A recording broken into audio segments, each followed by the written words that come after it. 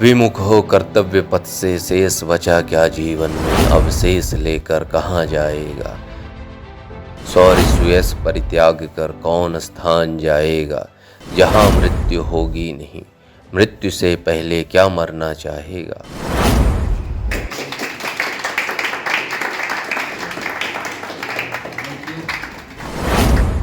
नमस्कार दोस्तों, book audio अड्डा में आपका स्वागत है। आज हमारे साथ हैं मशहूर ऑथर, स्क्रीन राइटर, फिलोसफर और एक्टर धर्मेंद्र मिश्रा जी। छोटे से टाउन से शुरू हुआ इनका सफर आज थ्रिलर, साइंस फिक्शन, हॉरर और सोशल ड्रामा जैसी रेंज में फैला हुआ है। चाहे मोहाना सीरीज हो या फिर घोस्ट हंटर या फिर किड्स के लिए सैर सपाटा, इनकी स्टोरी टेलिंग ने हर एज ग्रुप को इंस्पायर किया है। इनकी एक मूवी भी आई है इसी साल, तो उसके बारे में भी हम बात करेंगे। तो चलिए बात करते हैं धर्मेंद्र जी की इंस्पायरिंग जर्नी के बारे में।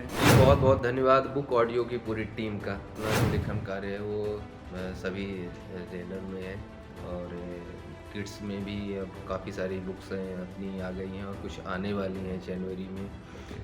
तो और इधर इसमें उपन्यास कहानियाँ तो अभी साइंस फिक्शन में भी राइटिंग स्टार्ट कर दिया है। तो होप सो काफ़ी मेहनत कर रहा हूँ कि अच्छा किया जाए, जितना अच्छा हो सके। चाहे मोहाना सीरीज हो या घोस्ट हंटर हो या फिर बच्चों के लिए सैर सपाटा हो, हर एक जेनर में इन्होंने लोगों को इंस्पायर किया है और लोग बहुत कनेक्ट भी कर रहे हैं। बिल्कुल, और काफ़ी अच्छा है एक्सपीरियंस है राइटिंग का। जैसे साइंस फिक्शन में मोहाना की बात की आपने, वो साइंस फिक्शन में है और घोस्ट हंटर ये डार्क ह्यूमर है, कॉमेडी है इसमें और थ्रिलिंग है, थ्रिलर है इसमें। अच्छा, तो मिश्रा जी, सबसे पहली बात तो आप ये बताइए कि आप एक राइटर के रूप में खुद को कैसे देखते हैं? एक कहानी लिखने वाला कलाकार या फिर शब्दों का जादूगर? जी ना, मैं कलाकार देखता हूँ खुद को, न जादूगर। मैं खुद को मजदूर देखता हूँ। दिन रात आदमी कलम घिसता है और लिखता है। मेरी तो हाथों की फिंगरप्रिंट भी नहीं लेती मशीन। लेकिन मजदूर में और इसमें बहुत फर्क होता है, क्योंकि एक जो मजदूर ही है, कलम का सिपाही। मुंशी प्रेमचंद क्या कलम का सिपाही, मतलब कलम मतलब एक ऐसा फील्ड है कि यार इसमें बहुत बोरिंग फील्ड है। इसमें आप जितना आप अपने आप को इन्वॉल्व करके रखते हो और कोई मतलब कोई लाइमलाइट वाला काम तो है नहीं। किसी पर्दे के सामने आ रहा है कि आदमी को लाइमलाइट, ये पर्दे के पीछे का काम, नाम शोहरत, वो बात की बात है जिसमें बहुत घिसना पड़ता है वो। तो इसीलिए मैं कहता हूँ कि एक कलाकार वो नहीं है, केवल मजदूर है कि आदमी कि बहुत समय, काफ़ी सालों तक, समय तक तो आदमी बिना पैसों के भी आदमी घिसना पड़ता है वो चीज़ें। तो काफ़ी स्ट्रगलिंग फील्ड है। तो मैं अपने आप को मजदूर के रूप में ही देखता हूँ इसमें। भाई साहब, हम तो सीधे मजदूर हैं, लिखते हम कोई कलाकार दिन भर कलम घिसते हैं भाई साहब। लेकिन मेरे हिसाब से तो जो लिखता है वो कलाकार है, क्योंकि मैं जब लिखने बैठता हूँ, मजदूर है। कभी मैं लिखने बैठता हूँ तो मेरे अंदर से लाइनें नहीं निकलती है। तो वही अब मजदूर आपको कोई बोल दे कि आप ईंटा ढो, तो आप थोड़ी धो पाओगे। लेकिन जो ढोता है उसके लिए तो दिनचर्या है, वो कर रहा है काम। जैसे मेरी दिनचर्या है, मैं कर रहा हूँ वो काम। तो मतलब ये लिखने का शौक आपका पहले से था या फिर कोई सिचुएशन, कोई ऐसा मोमेंट या फिर कोई ऐसा आदमी या कोई ऐसा बंदा था जिससे बहुत इंस्पायर हुआ लिखने के लिए? देखिए कि अब ये लिखने का शौक तो अपने को मतलब साहित्य से बचपन से ही लगाव था। वो ना जो मुंशी प्रेमचंद से बचपन से लगाव था। उनकी उपन्यासें जो हैं, तो घर में तो ऐसे अलाउ नहीं रहता था कि बच्चे उपन्यास पढ़ सकते हैं वो। तो उनकी किताबों को, उपन्यास को उन किताबों के बीच में छिपा के मैं पढ़ता रहता था वो। अच्छा, घर वालों, हाँ, किसी को नहीं पता रहता। तो मैं चौथी, पाँचवीं, छठवीं से मैं उपन्यास पढ़ना स्टार्ट कर दिया था। एक्चुअली मुझे लगता है उस टाइम पे, जिस टाइम पे आप स्कूल में रहे होंगे, खैर आज तो बहुत ही ज्यादा वास्ट में है, बच्चों को पता नहीं रहता था उपन्यास क्या होता है। घर वाले भी यही चाहते थे कि हमारा बच्चा इंग्लिश पढ़ने जाए ज्यादा, हाँ, या कॉन्वेंट स्कूल में जाए। जाहिर सी बात है कि अगर बच्चा कोई उपन्यास पढ़ेगा, उसको फील करेगा, वो समझेगा वो। तो मैं उपन्यास ऐसे नहीं पढ़ता था कि मैं ऊपर पन्ने पलट रहा, पढ़ रहा। वो एक एक वर्ड, एक एक लाइन जो मैं पढ़ता था, मतलब 10 मिनट, 15 मिनट एक एक मतलब वो पेज को पढ़ता था, उसको विजुअलाइज करता था, उसको एक्सपीरियंस करता था कि अगर ये लिखा है तो मतलब इसका क्या बैकग्राउंड सेटअप होगा, क्या विजुअलाइजेशन होगा वो।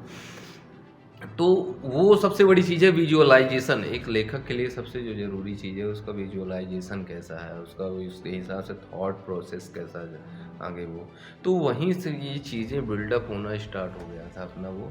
तो फिर हालांकि अब वो बैकग्राउंड ऐसा था नहीं कि अब उसको राइटिंग फील्ड में जाना है, तो आगे जैसे हायर स्टडी के लिए फिर बाहर गए, MBA किया और भी कुछ बहुत सारे ग्राफिक्स के कोर्सेस वगैरह किए, फिर जॉब वगैरह भी किया मार्केटिंग फील्ड में। तो एक्सपीरियंस भी कई सारे शहरों में रहा, जॉब किया, तो एक्सपीरियंस भी ऐड होता गया। तो फिर मुझे लगा कि अब इस फील्ड में आना चाहिए, राइटिंग फील्ड में थोड़ा सा। अब ये नॉवेल स्टोरीज़ फिर धीरे धीरे। तो आपने बताया आपने MBA किया हुआ था, तो MBA करने के बाद लोगों का ये होता है कि मैनेजमेंट फील्ड में जाना, जॉब करना। बिल्कुल जॉब ही कर रहा था। हाँ, जॉब छोड़ के ही आया था कि मतलब कि अब इस फील्ड में काम करना है, अच्छा काम करना है। तो जो मतलब शुरुआत में बचपन से, लेकिन आपने मुझे पता था कि ये किया मुश्किल होता। आएंगी, मुश्किलें आएंगी, लेकिन मैं उसके लिए तैयार था कि हाँ, मुझे लगा कि हाँ इस फील्ड में मैं अच्छा कर सकता हूँ आगे। मतलब वो तो अपनी किताबें भी इसलिए मैंने बहुत सारी लिखी, मतलब वो काफ़ी डेडिकेशन के साथ इस फील्ड से जुड़ा हूँ। 20 से ज़्यादा किताबें अभी तक अपनी हैं। सबसे जो आपको सबसे अच्छी लगी हो किताब, जो सबसे बेस्ट स्टोरी आपकी लगी हो, कुछ उसके बारे में शेयर करें। सबसे अच्छी किताब, वैसे तो 20 किताबें हैं आपकी, मोहाना सीरीज है, घोस्ट हंटर है, दायरा है और कहानी की दुनिया है, लंपट है। हाँ, कई सारी स्टोरीज, बहुत सारी है सारी। BUC इसमें ऑडियो बुक में भी कई सारी स्टोरीज हैं। किड्स लंपट सैर सपाटा, उसमें भी 30-40 स्टोरीज हैं। कुछ एक किताब की नाम के साथ कोई एक छोटी सी स्टोरी शेयर करेंगे? तो वो देखिए, सबसे अच्छी जो उपन्यास जो मेरी पहली थी, वो जाहिर सी बात उसमें काफ़ी समय भी लगा, काफ़ी दिल के करीब थी वो थी अपनी दायरा। वो सोशल ड्रामा थ्रिलर है उपन्यास। वो बहुत अच्छी, उसमें मतलब उसका जो सेटअप है, बैकग्राउंड उसका बहुत अच्छा है, उसका प्लॉट बहुत अच्छा है उसका। मतलब एक जो आज के डेट में सबसे बड़ी जो समाज की जीवंत जो समस्या है वो है जाति पात और ये अमीरी गरीबी प्यार। मतलब ये कि ये एक बहुत बड़ी समस्या है, बहुत मुझे बड़ी लगता है। समस्या है अपने समाज में। कैसे वो संघर्ष करते हैं उसके युवा कैरेक्टर, और कैसे फिर इससे पार पाते हैं वो कैसे। और उसमें बहुत चैलेंजेस आते हैं। वो जैसे मान लीजिए कोई पिछड़ा वर्ग का है, वो अब कोई ST SC का, अगर किसी ठाकुर है, किसी ब्राह्मण की बच्ची से अगर शादी का, कितनी बड़ी समस्या है, तो बहुत बड़ा नहीं, ये तो गुनाह है, बहुत बड़ी crime है वो। समस्या है, और ये हम भी नहीं हो सकता, आप खुद ही महसूस बिल्कुल, करेंगे अगर वो बिल्कुल। सोच बस ले तो उसके हाँ, अंदर हाँ। क्या होगा। वो फिर वो अगर वैसा हुआ उसमें कैरेक्टर के साथ वो, और फिर से वो लड़ना चाहता है वो उससे पार, तो कितनी मतलब वो ये दिक्कत तो आएगी। बहुत वो कंट्रोवर्शियल टॉपिक है, Controversial। मतलब इस पे कंट्रोवर्सी भी हुई होगी। नहीं, कंट्रोवर्शियल टॉपिक नहीं है। आप किसी का दिल किसी कुछ में बस हाँ। में तो है नहीं कि आपको मतलब ये कि पर्टिकुलर कि आपका कहने पे ही चलेगा। लेखन वो करते हैं तो उस पे बहुत सवाल भी उठते हैं, क्रिटिक्स मतलब होते हैं, वही चीज़- क्रिटिसिज्म भी होता है कि आपने ये चीज कैसे लिखी, नहीं ऐसा- जबकि है सच्चाई है। लेकिन जब इसमें- सच्चाई कोई लिखता है तो सच्चाई कोई एक्सेप्ट नहीं करना चाह रहा ना तो आजकल। वही चीज़ है ना कि ये जो सामाजिक जो हैं कुरीतियाँ हैं, वरना इसी पर आधारित है। और इसको काफ़ी इमोशनल है इसमें। काफ़ी जैसे सीन है जिसको लिखते लिखते आदमी को खुद से भी रोना आया आदमी को, मतलब बड़ा फील है इसमें। तो आप पढ़ेंगे तो आपको पता चलेगा इसमें बहुत फील है। नहीं बिल्कुल, ये दायरा जब आप समस्याएं खुद हैं पढ़ेंगे और ये आपको तो समझ आएगा बहुत फील है बिल्कुल। इसमें आपको। ये बहुत अच्छा प्लॉट है इसका। और इसके अलावा घोस्ट हंटर है तो पूरी फिक्सन है, और मुहाना भी पूरा फिक्सन है। तो हालांकि ये मुहाना में सब बहुत मेहनत लगी है। मुहाना सीरीज जब लिखा था, ये साइंस फिक्सन है, तो साइंस जाहिर सी बात इसमें रिसर्च वगैरह भी बहुत करनी पड़ती है। साइंस फिक्सन में सब्जेक्ट को लिखना आसान नहीं होता, और पूरा विजुअलाइजेशन पूरा वो एक अलग लेवल पे जाती है। तो जब लिखते हैं तो लिखने से पहले कितनी रिसर्च करनी पड़ती है आपको? मतलब बहुत ज़्यादा टाइम लगता है या फिर बस शुरू करते हैं और लिखना चालू? नहीं, ऐसे देखो टॉपिक पे डिपेंड है। अगर सोशल ड्रामा अगर कोई है तो ठीक है, जो चीज़ें आसपास समाज में हो रही है तो ठीक है, आप इजली वे पे उसको कैप्चर कर लोगे, विजुअलाइज कर लोगे। लेकिन वो साइंस फिक्सन है और अपने से चीज़ें कैरेक्टर डेवलप करना है, कोई यूनिक वाइल्ड कैरेक्टर है, उसको कैसा हो, वो कैसे बिहेव करेगा वो। जैसे अंतरिक्ष पे है, स्पेस में है, उस पर लिखना है तो उसके लिए आपका उसका बैकग्राउंड और सेटअप, जैसे क्वांटम फिजिक्स पे लिखना है वो, तो उसको पूरा वो उसका रिसर्च, उसका टेक्निकलिटी भी उसमें ध्यान रखनी पड़ती है कि कोई मतलब ऐसी चीज़ें अगर कोई कॉन्सेप्ट उसका सही हो, कॉन्सेप्ट पे ध्यान देना पड़ता है, उसकी रिसर्च करनी पड़ती है वो।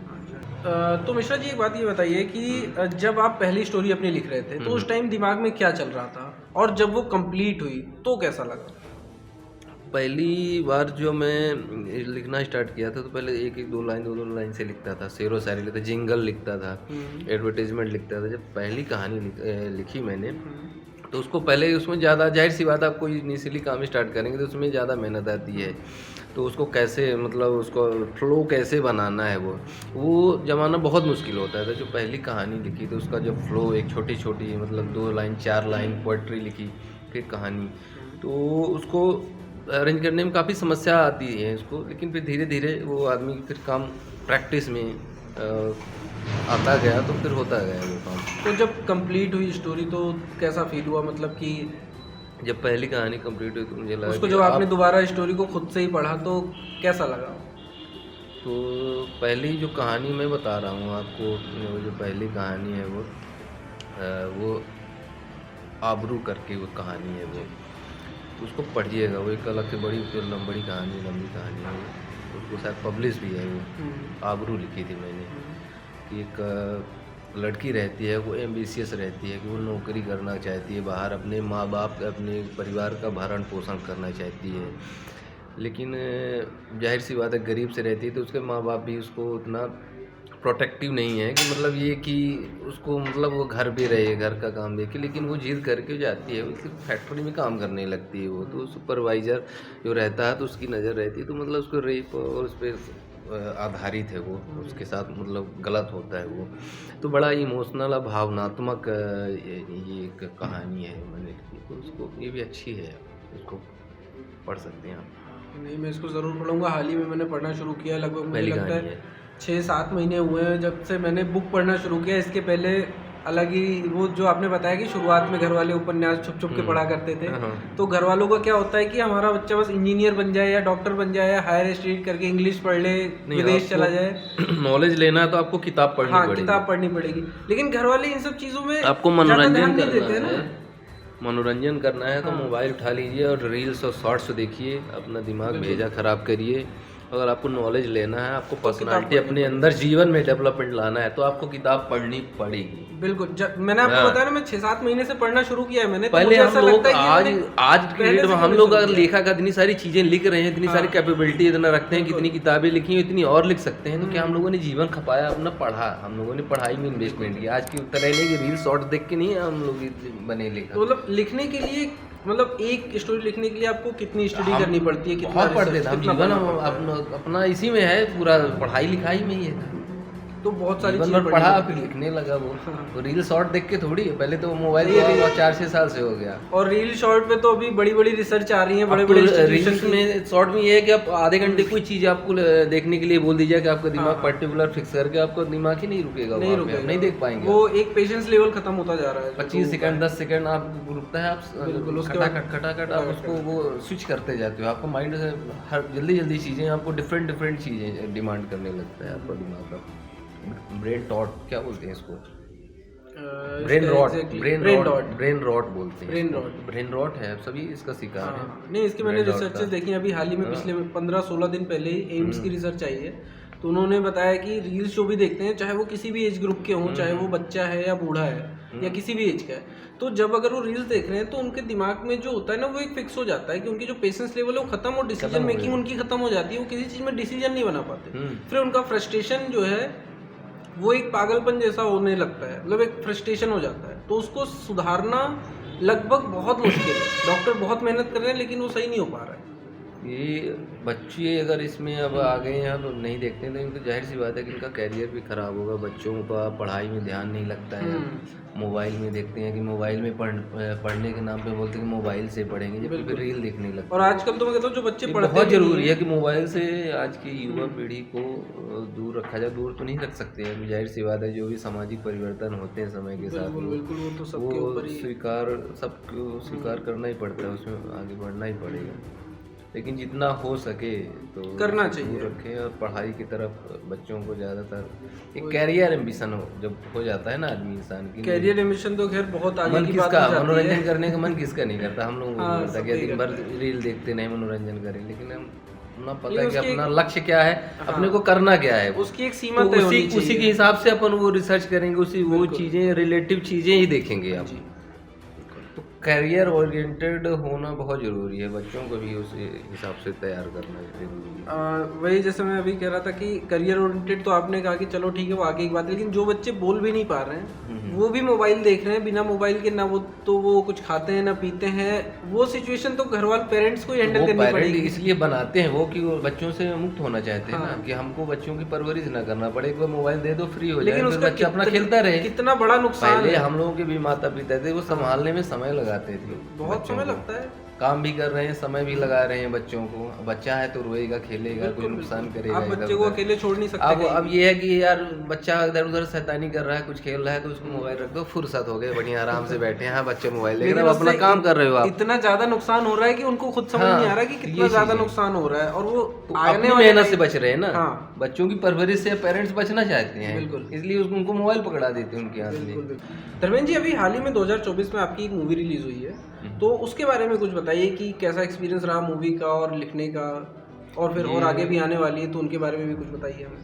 हालांकि ये हिंदी में है, क्षेत्रीय सिनेमा पे बनी है, मध्य प्रदेश में बनी है अपनी, महाबली धर्म योद्धा। इसके लेकर निर्देशन विजय मिश्रा जी ने किया था, उन्होंने ऋतिक रोशन की जो आई थी काबिल फिल्म वो लिखी थी, वो बड़ा अच्छा फिल्म बनाई उन्होंने, इसमें अपना भी एक छोटा सा कैरेक्टर रोल है। हाँ, ये मूवी में हिंदू जागरण के ऊपर है, हिंदू जागरण के ऊपर, वो खिलजी के समय का 1320 से 1326 के कालखंड में के उसमें दौरान ये उस पर आधारित है। तो ये फिल्म अभी सेंसर बोर्ड में उम्मीद है कि रिलीज होगी, जल्दी से उसको रिलीज करेंगे। कुछ और फिल्मों में भी काम कर रहा हूँ, महाधनुष पे कई फिल्मों के लिए, वेब सीरीज के लिए लेखन भी किया है।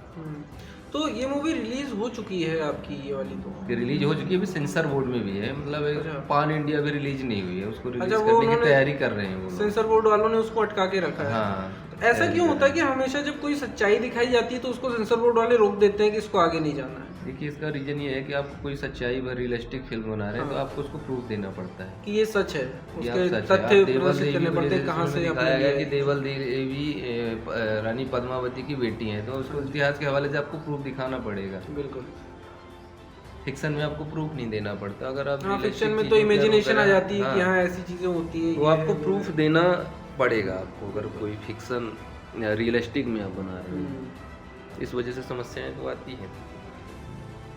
इसलिए अगर आप कोई रियलिस्टिक सिनेमा चुनते हैं, रियलिस्टिक विषय पर आप फिल्म बनाना चाहते हैं, तो आप प्रूफ पहले से वो कर लें कि हाँ ये हमारे पास प्रमाण है क्योंकि उसका कोई विवादित चीज़ पर अगर आप फिल्म बनाते हैं तो। बिल्कुल बिल्कुल सही।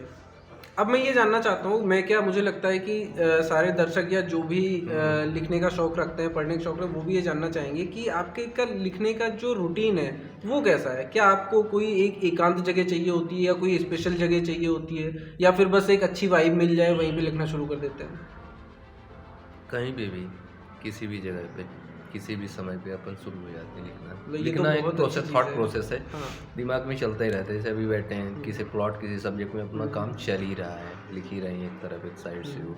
नहीं, ऐसा होता है ना कि जहाँ अपन बैठे हैं आसपास चीजें दूसरी चल रही हैं तो दिमाग वहाँ लग जाता है, लेकिन जो वही ना बोल, कंसंट्रेशन कैसे आपने मैनेज बताया करते ना हैं? कि सबसे बड़ी चीज़ है आपका लक्ष्य, आपका मोटिव क्या है। हाँ। आपके जीवन का लक्ष्य अगर आप निर्धारित हो, फिक्स अर्जुन की तरह वो चीज़ें, तो आप कुछ भी करेंगे तो आप उसका काम एक तरफ से सेंस वो चलता रहेगा, वो चलता ही रहेगा। तो मेरा एक तरफ से दिमाग को चलता ही रहता है। मुझे जैसे अब कोई स्टोरी है, इसमें काम कर रहा है, मुझे इतने समय में ये स्टोरी पूरी करनी है, बुक पब्लिश करनी है, वो तो वो एक कॉन्सेप्ट, मेरा एक थॉट प्रोसेस बैकग्राउंड में वो चलता रहेगा। वो इसमें क्या करना है, आगे स्टोरी चलती रहती है कि ये चीजें हो लिखता सकती रहूँगा। हैं। अभी मेरा एक दिमाग में स्टोरी कंप्लीट करनी है, वो उस पर मेरा काम चल ही रहा है। आप भले ही बात कर रहा हूँ, चल रहा है, बोला नहीं, यही होती है असली कंसंट्रेशन पावर जो आज का यूथ है जिसको पास नहीं है। वो जो आपने बताया ना, रील्स जो देखते हैं उनका हम नहीं देखते रील वगैरह, हमारा नहीं, आपने बताया ना कि आज का यूथ है वो जो रील्स देखते हैं उनका वो थॉट प्रोसेस ही कम हो जाती है, वो उतना ही सोच पाते हैं कि 30 सेकंड 20 सेकंड में ही वो उब जाते हैं चीज़ों को देख के। अब दुनिया की तरह वायरल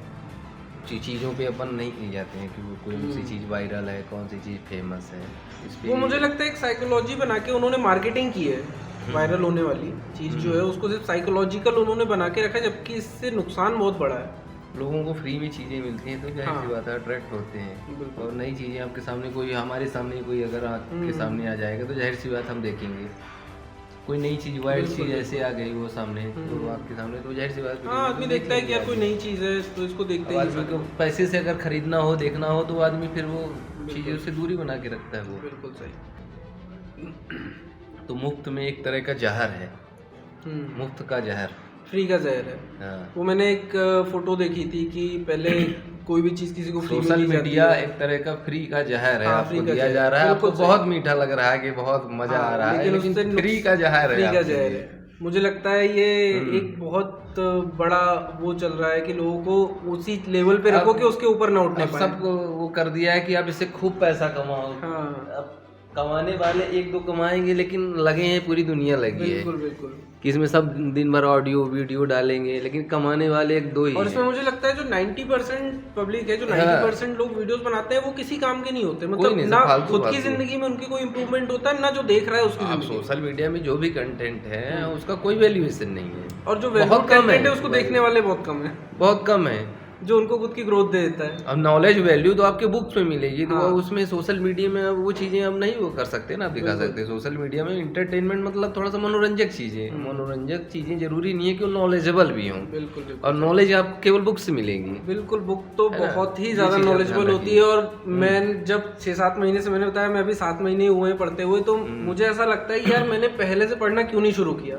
क्योंकि जब एक किताब पढ़ते हैं तो कई सारी चीज़ें एक साथ सीखते हैं। मतलब सिर्फ वो पढ़ते नहीं है अपन, क्योंकि उसके अंदर जो कैरेक्टर्स होते हैं, जो स्टोरी होती है, या जो भी नॉलेज होती है, तो वो कई तरीके से मिलती है। देखिए, पढ़ने से आप क्या क्या है कि नॉलेज लेंगे ना, तो आपके अंदर जो बैकएंड में ना उसका थॉट प्रोसेस चलता है। बिल्कुल सही। वो पढ़ते टाइम एक इमेजिनेशन चलती है, बनेगा, इमेजिनेशन हाँ। बनेगा, तो आपका वो अलग पर्सनालिटी में वो चीज़ें फिर रिफ्लेक्ट होने लगती बिल्कुल रिफ्लेक्ट होती है है वो चीज़।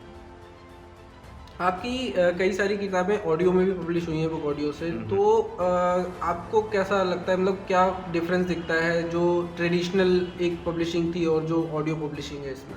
ये बहुत अच्छा है, टेक्नोलॉजी बहुत अच्छी चीज़ें कर रही है, कुछ चीज़ों में बहुत अच्छा काम कर रही है, कुछ चीज़ें अगर उसके साइड इफ़ेक्ट हैं तो बहुत सारी चीज़ें अच्छे हैं। एक पॉजिटिव साइड भी है इसका, तकनीकी पक्ष का। तो इसमें ऑडियो में बहुत अच्छा अपनी आई, जैसे सैर सपाटा की कई सारी स्टोरीज़ हैं, और ये एक हॉरर सीरीज है अंधकरणी वर्सेस सोलवन, ये भी बहुत अच्छा इसका बना है, इसका सुन सकते हैं आप इसका वो। और ये एक कॉमिक सीरीज है, एक लंपट, ये भी 4-5 एपिसोड का है। एक स्टोरी आई थी अपनी किराएदार, वो भी सोशल ड्रामा पे है, वो काफ़ी सारा काम है। ये सारी चीज़ें बुक ऑडियो पे पब्लिश हो चुकी हैं, बुक ऑडियो पे अवेलेबल हैं, हर बिल्कुल जगह अवेलेबल है, इसको बड़ा अच्छा है, सभी लोग इसका सुन सकते हैं जाके। बहुत अच्छा फीडबैक है इसका। सैर सपाटा के जो बच्चों के लिए किड्स स्टोरीज़ हैं, ये बहुत बहुत अच्छी स्टोरीज़ हैं, और सभी प्लेटफॉर्म है, ऑडिबल लिंक से लेके स्टोरी टेल, सभी प्लेटफॉर्म, गूगल, इसमें ऑडियो। मुझे लगता है ऑडियो में पब्लिश होने से रीच बढ़ जाती है, लोग आसानी से इसको एक्सेस कर सकते हैं, क्योंकि हार्ड कॉपी के लिए उनको शॉप पे जाना पड़ता है या ऑर्डर करना पड़ता है, देखिए, और उनको ढूंढना पड़ता है चीज़ों को बहुत ज़्यादा। जाहिर सी बात है, जो चीज़ें आप लिख के समझा सकते हैं उसको बोल के ज़्यादा अच्छे से समझा सकते हैं, जो चीज़ें आप बोल के समझा सकते हो उसको आप दिखा के समझा सकते हो। तो ये आपके लिए बहुत अच्छा है कि जैसे हर एक चीज़ को तो वीडियो के माध्यम से विजुअलाइज नहीं कर किया जा सकता, काफ़ी कॉस्टली भी है, लेकिन एक लिमिटेड रेंज में आप अफोर्डेबल प्राइस पे, मतलब हम लोग, मतलब ये कि जो टेक्स्ट को इसमें ऑडियो में कन्वर्ट करके अच्छी तरह से लोगों को लोग सामने तो ला रहा अच्छे से, मतलब एक स्टोरी पहुंच जाती है, एक फीलिंग भी रहती है उसमें, जब स्टोरी कोई सुनाता है, बोल के रिकॉर्ड होती है, तो उसकी एक पूरी वाइब आती है जब लोग सुनते हैं। तो ये बहुत अच्छा है, इसका ऑडियो का जो एक्सपीरियंस है बहुत अच्छा है। अभी जैसे लंपट सीरीज आ रही है, इसका बहुत अच्छा है, इसका जो क्वालिटी है, इसका प्रोडक्ट बहुत अच्छा है इसका। आगे भी आपकी कई सारी, अभी कौन से प्रोजेक्ट आपके चल रहे हैं, उनके बारे में कुछ हमारे दर्शकों को बताना चाहें? अभी तो राइटिंग के साथ बुक पब्लिशिंग अभी मैं काम देख रहा हूँ, और काफ़ी सालों से एक्सपीरियंस होते होते अब सभी काम खुद ही कर रहा हूँ। तो अभी 4 बुक्स अपनी हैं इसमें लाइन अप मुझे निकालना। एक साइंस फिक्सन है, जिसको 1 साल से लिखा, बड़ी मेहनत लगी इसमें। भविष्य अनंत की यात्रा कर साइंस स्टोरी कलेक्शन है, और हिंदी व्याकरण में एक निकाल रहा हूँ, और एक अपनी आने वाली है कॉमिक सीरीज खुजली मुजली का हिंदी वर्जन निकाल रहा हूँ, उसके सीरीज में ये बुक एक वो निकाल रहा हूँ, और एक बच्चों के लिए और बुक निकाल रहा हूँ वेयर्ड फैक्ट्स में, मतलब उसको थोड़ा सा यूनिक वे पे, उसको ग्राफिक वे पे रिप्रेजेंट करके उसको। तो अभी यही 4 बुक्स ये 4 चल रहा है। हाँ, अभी फ़िलहाल जनवरी में और उसके आगे वाले मंथ में है मेरी योजना की इसको आगे निकाल। चलिए, बहुत बहुत बधाई हो। वो भी बुक्स आएंगी, जैसे कि आपकी पुरानी जितनी भी किताबें लिखी हैं, जितनी भी स्टोरीज़ हैं, हमारे बुक ऑडियो में भी रिकॉर्डिंग, वो भी बहुत ही अच्छी हैं और आशा करता हूँ ये भी आएगी, लोग इसको बहुत ही ज़्यादा पसंद करेंगे। क्योंकि बिल्कुल। तो जो इतने साल से आप लिख रहे हैं किताब, तो तब से लेके आज तक आपका जो राइटिंग का स्टाइल है वो कैसे कैसे बदला है? देखिए, समय के साथ जैसे जैसे आपको एक्सपीरियंस होता जाता है तो वैसे वैसे आप मैच्योरिटी लेवल बढ़ती जाती है, कैरेक्टर को और ज़्यादा अच्छे ढंग से फील कर पाता हूँ और पता अब चलने लगा कि मतलब कहाँ पे क्या चीज़ें राइटर को क्या हुक करेगा। राइटर पॉइंट ऑफ व्यू मतलब ऐसा रीडर पॉइंट ऑफ व्यू आपका उतना ही बढ़ता जाता है कि पाठक को चीज़ों क्या पसंद है, कहाँ पे टर्न एंड ट्विस्ट कहाँ पे होना चाहिए, कहाँ पे किस डायलॉग का क्या इम्पैक्ट होगा, वो कैरेक्टर की क्या डिमांड है। तो ये एक्सपीरियंस अब अच्छा हो गया है काम करते करते, मतलब इजी वे पे, मतलब चीज़ें इसमें आर्ट जैसे मतलब सब प्ले लाइक ए चाइल्ड। तो अब चीज़ें को जो चीज़ें महीने भर में करता था अब वो चीज़ें 1 2 दिन 3 दिन 4 दिन में वो चीज़ें जल्दी उसको पिक करने लगा चीज़ों को। तो कभी आपने ऐसा सोचा कि कोई ऐसा कैरेक्टर लिख देंगे कि जिसे दुनिया हमेशा याद रखे? कुछ ऐसी इमेजिनेशन है आपके दिमाग में? और अगर वो कैरेक्टर आप लिखेंगे तो वो कैसा होगा? वो मतलब कुछ ऐसा कि जो अभी हालांकि इसे लिखा भी है, जैसे ये अपनी मोहाना सीरीज है साइंस फिक्शन है, इसमें बहुत सारे ऐसे कैरेक्टर हैं जो उसे इमेजिनेशन का पूरी इमेजिनेशन का है, पूरा रियलिस्टिक उसमें कुछ भी नहीं है। कुछ बहुत सारे ऐसे वियर्ड कैरेक्टर्स हैं जो जिनका जो ह्यूमंस डीएनए और एक अज्ञात सभ्यता वाले जीवों के मतलब आयाम में जो हैं उनके डीएनए से मिलके कुछ ऐसे मतलब यूनिक क्रिएचर्स बनते हैं वो। तो वो फिर उसके बाद कैसे नई सभ्यता जन्म लेती है, भविष्य की जो दुनिया है वो कैसी होगी। तो काफ़ी अच्छा कॉन्सेप्ट वो भी है। और आगे देखिए, आगे आदमी लिख रहा है तो नई नई चीज़ों पे रिसर्च कर रहा है कि कैसे और बेहतर किया जा सकता है। चलिए, बिल्कुल, ये बहुत ही अच्छी बात है। तो ऐसा कोई कैरेक्टर जिससे बहुत ही ज़्यादा कनेक्ट हो गए हो कभी लिखते लिखते? हालांकि देखिए ऐसा नहीं कर सकते, करीब हो गया हो।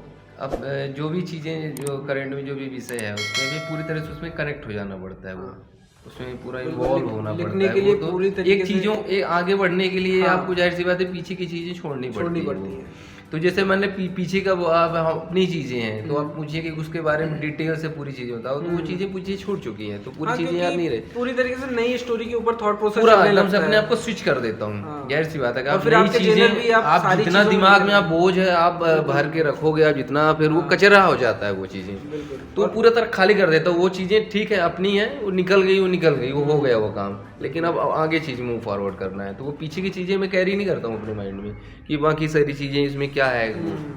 जो नया है जिसमें अभी इन प्रेजेंट काम कर रहे हैं केवल उसी में कंसंट्रेट करना, पूरा इन्वॉल्व एकदम से पूरा।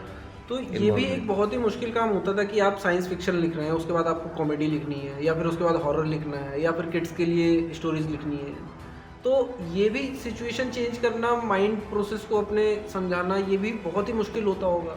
इसके लिए हाँ बिल्कुल होता है, इसको पर्टिकुलर माइंड को अपना कंसंट्रेट करना पड़ता है, इसके लिए काफ़ी सारी चीज़ें क्योंकि करना पड़ता है। पूरी जेनर ही चेंज हो जाता है। एक तो मान लीजिए एक कंसंट्रेशन कहने के लिए चीज़ है, लेकिन इतना आसान नहीं होता कि आपको बोल दिया जाएगा कि आप कंसंट्रेट हो जाओ, अपने काम में फोकस करो। कहना आसान है, आपको बोल दिया मैंने, लेकिन ये उतना ही मुश्किल है जितना कहना आसान है। सही है, बहुत ज़्यादा ही मुश्किल है। इसके लिए कम से कम 3-4 घंटे मुझे मतलब कंसंट्रेशन पावर बढ़ाने के लिए उसमें अलग से एक्सरसाइज वो चीज़ें करनी पड़ती हैं। उसके लिए तो प्रिपेयर करना पड़ता है अपने आप को, चीज़ें अपने आप को डिस्ट्रैक्शन वाली चीज़ों से दूर रखना पड़ता है। क्या करते हैं? योगा करते हैं या योगा वगैरह भी करता हूँ, और वही चीज़ है कि डिस्ट्रैक्शन वाली जो भी चीज़ें हैं जैसे दिमाग बढ़ता है उनसे दूर रखता हूँ। सभी को जानने की जरूरत है, चाहे वो किसी भी फील्ड से हो। तो आप मत देखिए, आप नहीं रोक पाएंगे ना। सबके लिए वही चीज़ है ना, आपका पर्टिकुलर मोटिव क्या, फोकस क्या है, आपका टारगेट क्या, गोल क्या है, लक्ष्य क्या है। तो आपको कुछ ऐसा सीक्रेट मैं फालतू जो चीज़ें नहीं देखूंगा, राइटर्स को बताना चाहें, मैं जो यूट्यूब में कुछ नहीं राइटर्स देखूंगा, मैं फालतू जो चीज़ें अपने से रिलेवेंट नहीं है वो सोशल मीडिया में नहीं देखूंगा ना मैं। लेकिन आप रोक सकते हैं तो रोक लीजिए, आप रोक नहीं पाते। वही चीज़ें वही कैसे मैं रोक लेता हूँ। कुछ ऐसा सीक्रेट कैसे रोक रोकते लेता हैं? हूँ। मुझे लक्ष्य, मुझे पता है कि मुझे मेरा फील्ड, मुझे क्या अपने कहाँ तक दिमाग में बढ़ना है। सोच मेरे अंदर बहुत सारे, मेरे आगे बहुत सारे चैलेंजेस है, वहाँ बढ़ना है तो मुझे बहुत कंसंट्रेट करना, बहुत मेहनत करनी पड़ेगी। मेरे पास साथ में कोई नहीं है बढ़ने वाला, मुझे अकेले ही बढ़ना है, तो मुझे पता है, इसलिए मुझे फोकस होना पड़ेगा। आपके पास पहले से बैकग्राउंड है, बड़े आदमी है, बहुत सारा पैसा है, आपको एंजॉयमेंट करना है तो नहीं, ठीक है। मैं भी आप बड़ा करिए। आदमी नहीं हूँ, मैं भी बहुत ही लेकिन छोटे हमको से, तो पता है ना मैं कि भी हमको हमारे साथ प्राइमरी वही स्कूल से है, पढ़ा हूँ, हमारे मैं भी फैमिली से जॉब भी करता सपोर्ट था। नहीं है, हमको तो अगर आगे बढ़ना है, हमको अपना अपना परिवार बनाना है तो हमको even- तो करना पड़ेगा ना। इवन अगर मैं अपने बारे में आपको थोड़ा सा बताऊं तो बचपन में मुझे ये नहीं पता था 12th के पास कि आगे करना क्या है, मतलब इवन ये नहीं पता था कि मुझे ग्रेजुएशन में क्या करना है। यहाँ पे हाँ, क्या होता वही था गांव चीज़ में है कि ना। सब बीए करते थे, ये सब तो जिसका वैल्यू कोई नहीं थी उस टाइम पे, हमारे भी टाइम पे। तो हमारे टाइम पे नया नया कंप्यूटर आया हुआ था, तो मैंने सुना गाँव किसी से में? कि गाँव में हाँ, मतलब उस टाइम पे एरिया में सिर्फ 1-2 इंस्टीट्यूट थे जिनके पास कंप्यूटर थे, वो भी 1-2 वो बड़े वाले जो टीवी आते थे उस टाइम पे, 2005 या 2006 की बात है। तो उस टाइम पे किसी ने बताया कि बीसीए एक ऐसी चीज होती है जिसमें कंप्यूटर, सिर्फ कोर्स ही कंप्यूटर का होता है। सोचिए उस टाइम मुझे ये नहीं पता था कि इंजीनियरिंग क्या होती है, तो इतना भी वो नहीं था नॉलेज कि हम उस टाइम डिसाइड कर सके कि हमें करना क्या है। तो इस बैकग्राउंड से आने के बाद फिर हमने बीसीए किया, कंप्यूटर सीखा, तो बहुत ही अच्छा लगा क्योंकि नई नई चीज़ थी। तो उसके बाद पढ़ाई की, फिर जॉब की, फिर जॉब छोड़ के घर आ गए, फिर घर पे अपना काम शुरू किया। घर पे किसी ने कभी भी हमारे खानदान में बिजनेस नहीं किया था, मैंने बिजनेस शुरू किया, तो फिर वो चीज़ें चलती रही। नहीं, वो तो हम लोग अभी जब ग्रेजुएशन टाइम पे थे तो पता था कि एक बी होता है, बी करेंगे तो इंजीनियर बनेंगे, एमबीबीएस करेंगे तो डॉक्टर। नहीं, तो ही फील्ड पता था, ये एमबीए वगैरह कुछ नहीं पता था। मुझे ये भी नहीं पता था कि इंजीनियरिंग होती क्या है, मतलब इंजीनियरिंग करने के लिए क्या करना पड़ता है, ये प्रोसेस नहीं पता थी मुझे। सिर्फ इतना पता था कैरियर कंप्यूटर पढ़ना है। ऑप्शन ज्यादा है आजकल के बच्चों के पास, कैरियर ऑप्शन ज्यादा है तो इससे भटकाव भी ज्यादा है। बिल्कुल। तो हर एक चीज हाँ, आप दोनों चीज को आप confusion भी हमेशा बहुत ज्यादा दोनों होता चीज है। को साथ में ही लेके चल सकते हैं। आप किसी चीज का पॉजिटिव साइड देख रहे हैं तो आपको निगेटिव साइड पे ही देखना चाहिए। बिल्कुल देखना चाहिए। तो उसके आज के उसमें कैरियर ऑप्शन मतलब आपके पास बढ़ गए तो उसके निगेटिव साइड भी हैं, लेकिन पहले नहीं पता था। आज बच्चों के पास कैरियर ऑप्शंस ज़्यादा हैं, रोजगार कहाँ जॉब निकल रही है, उनके एम्प्लॉयमेंट की तुरंत उनके मोबाइल में सूचना रहती थी। नहीं, पहले हम लोगों को रोज जॉब पता करना है तो शहर में जाओ, जहाँ वो लगता था चस्पा बोर्ड लगता था, वहीं से पता चलता। पहले नॉलेज के सोर्सेस कम थे, कम थे वो। तो दोनों चीज़ें हमेशा चलती हैं साथ में। पर दुनिया जो है वो समतल सपाट पे बाहर से जरूर गोल दिखती है, लेकिन हमेशा समतल में दोनों चीज़ बराबर चलेगी वो। बिल्कुल सही, बिल्कुल। तो धर्मेंद्र जी, ये सारी बातें तो हो गई, लेकिन हमारे रीडर्स के लिए या जो राइटर्स हैं हमारे, जो राइटिंग करना चाहते हैं, उनके लिए आप क्या मैसेज देना चाहेंगे कि कैसे वो अगर लिखना चाहते हैं तो कैसे शुरू करें या कैसे लिखें? अपनी रिस्क पे आए, अपनी रिस्क पे लिखें। इसलिए बहुत चैलेंजिंग फील्ड है, इसमें कोई मोटिवेशन काम नहीं करेगा, कोई मोटिवेशन नहीं है। लाइफ है तो मोटिवेशन आपका अपना काम, आप इतना अच्छा काम करेंगे, आपका काम ही आपके लिए मोटिवेशन। मान लिया कोई मोटिवेटेड है, वो लिखना चाहता है, तो वो किसी दो के चार पास रूल्स उसके लिए कि कुछ किसी के पास थॉट्स है, अगर वो लिख सकता है। कोई ऐसा आप किसी को बोले मुझे गाना पसंद है तो मैं गा सकता हूँ, मेरा गला अच्छा होगा तभी मैं गायक बन सकता हूँ। मोटिवेशन से तो गायक नहीं बन जाऊंगा। वो चीज़ें उसको फिर अगर उसके अंदर ऐसा है कुछ तो बिल्कुल आदमी बढ़े। और कैरियर पॉसिबिलिटीज़ में स्ट्रगल तो बहुत है इसमें, राइटिंग फील्ड में। और एक चीज़ ये कि आप को मतलब या पेन से लिखना ज़्यादा पसंद करते हैं या फिर टाइपिंग पे? आजकल तो लैपटॉप से भी हैं, टाइपिंग करते हैं लोग। अपने दिमाग में लिखना मुझे पसंद है, ना पेन से ना टाइपिंग, अपने माइंड में लिखता रहता हूँ, चलता रहता हूँ। उसको फिजिकल वे में कैसे फिजिकल लिखते हैं? ज़्यादातर कंप्यूटर, वही ना, कंप्यूटर टाइपिंग। कंप्यूटर टाइपिंग तो मतलब वो ज़्यादा सही रहता है। हाँ, एडिट करने में भी सही रहता होगा कि कोई चीज़ उसको कर लिया। बिल्कुल, जबकि बुक पे लिखते हैं तो उसको हटाना, काटना और थोड़ा सा पीछे जाना, हाँ, वो भी हो जाता है। तो मतलब राइटिंग टाइपिंग ज़्यादा सही रहता है। चलिए, कोई ऐसा गोल्डन रूल अगर आप बताना चाहें हमारे रीडर्स को जो किताब पढ़ना चाहते हैं, कौन सी बुक आप उनको पहले रिकमेंड करना चाहेंगे? कोई अगर पहला रीडर है, शुरुआत करना चाहता है कि हाँ हमें बुक पढ़नी है, तो वो कौन सी बुक से शुरू करे आपकी? सबके अपनी अपनी चॉइस है। हाँ, क्योंकि सबके जेनर अलग हैं। सबकी अपनी अपनी एक दो बुक पसंद पे निर्भर है। जैसे किसी को हॉरर पसंद है तो हॉरर ही, मतलब हॉरर में आपकी कौन सी पढ़ सकता है बुक? कुछ जैसे पुराने टाइप के लोग हैं जैसे जमाने के, तो वो क्या सोशल ड्रामा, सोशल चीज़ें इसमें ज़्यादा पढ़ना चाहते हैं वो, तो दायरा भी पढ़ सकते हैं। दायरा भी अच्छी है, सामाजिक पृष्ठभूमि पर आधारित है। और जैसे नवयुवक हैं तो वो उनके लिए घोस्ट हंटर भी अच्छी है, साइंस फिक्शन, और उसमें नॉलेज भी बहुत है, उसमें आप बहुत नॉलेज मिलेगा आपको मुहाना सीरीज में। तो ये भी बच्चे हैं, किड्स हैं, किड्स के लिए तो भी काफ़ी सैर सपाटा लिखी है कि मोरल स्टोरीज़ हैं बहुत सारी, तकरीबन 40 अराउंड हैं इसमें। मोरल स्टोरीज हैं, सैर सपाटा में, तो ये भी पढ़ सकते हैं, बच्चों के लिए है। और इसके अलावा स्टोरी कलेक्शन बुक है, जैसे कहानी की, इसमें भी है तकरीबन 19 से ज़्यादा स्टोरी की। तो आप कोई भी पढ़िए, मतलब हर एक कुछ कहानी में, हर एक चीज़ कंटेंट में, अपनी क्रिएशन में मैंने कोशिश की है कि अगर वैल्यू पुट करने की, बिल्कुल। कि अगर कोई पढ़े अच्छा उसमें, तो अपना अगर मेहनत कर रहा हूँ तो अच्छी चीज़ पे इन्वेस्टमेंट हाँ, करूँ, उस पे कोई वैल्यू मिले, उसके वैल्यू जीवन मिले, में कुछ कुछ अच्छा। वैल्यू ऐड हो। मुझे मेरी सबसे बड़ी चीज़ है कि आप दूसरों से बजाय अपने जीवन में वैल्यू, जो दूसरों से एक्सपेक्ट करते हैं वो चीज़ें पहले अपने से, कि हमको क्या अच्छा लग रहा है। बिल्कुल। हम दूसरों से एक्सपेक्ट कर रहे हैं कि वो अच्छा लगे, तो पहले अपने को अच्छा लगना चाहिए। तो जब अपनी उसमें एंड से पास हो जाता है कि हाँ अच्छी है, अब अच्छी लग रही है, मैं पढ़ सकता हूँ, मुझे मज़ा आ रहा है स्टोरी में, तभी मैं वो चीज़ें करता हूँ, नहीं अदरवाइज नहीं पढ़ता। बिल्कुल सही। दोस्तों, धर्मेंद्र जी की जितनी भी किताबें हैं, जितनी भी ऑडियो बुक्स हैं बुक ऑडियो पे, वो सारा लिंक हम डिस्क्रिप्शन में दे रहे हैं, तो आप वहाँ से जाके इनको सुन सकते हैं। चाहे वो हॉरर हो, साइंस फिक्शन हो, किड्स की स्टोरीज हो, सब कुछ आपको मिल जाएगा यहाँ पर एक जगह पर। आपको कहीं भी पेपर बैग सभी बुक्स आप लोगों हाँ, को ई बुक्स भी पढ़ने मिल के जाएंगी, लिए पेपर बैग भी आपको मिल जाएगा, सारे ऑप्शन हमारे पास अवेलेबल हैं। और इसी के साथ जो भी दर्शक जुड़े हैं, जो भी देख रहे हैं, हम लोगों को सुन रहे हैं, उनका बहुत बहुत तहे दिल से धन्यवाद। और थोड़ा सपोर्ट करें, सहयोग करें। इसी के साथ बहुत बहुत धन्यवाद। बहुत बहुत धन्यवाद। फिर मिलते हैं एक नए वीडियो में एक नए गेस्ट के साथ। तब तक के लिए जय हिंद, जय भारत। जय भारत।